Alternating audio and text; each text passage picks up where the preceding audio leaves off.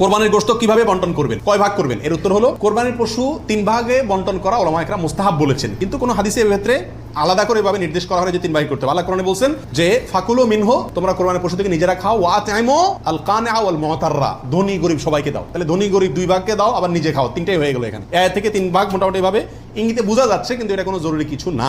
আর সহিহ মুসলিম হাদিসে আছে নবী সাল্লাল্লাহু আলাইহি ওয়াসাল্লাম বলেছেন তোমরা নিজেরা খাও, আবার রেখেও দাও, আবার দানও করো, অর্থাৎ 3টা করা যাবে। আবার সহিহ মুসলিম আরেক বর্ণনায় আসছে তোমরা খাও এবং মানুষকে খাওয়াও। তাহলে বোঝা গেল নিজে খাওয়া, অন্যকে দান করা সবগুলাই উত্তম এই কোরবানির গোশতের ক্ষেত্রে। সমাজের ভাগ বলে একটা ভাগ প্রচলিত, যেটা জায়েজ আছে কিনা। অনেক এলাকাতে কোরবানি করার পরে সমাজের ভাগ উঠায় নেয় জোর করে, বা বলা ছাড়া, জোর করা লাগে না, এমনি সবাই দেয়। এটা জায়েজ আছে কিনা? উত্তর হলো এটা উচিত না, এটা অন্যায়। কেন?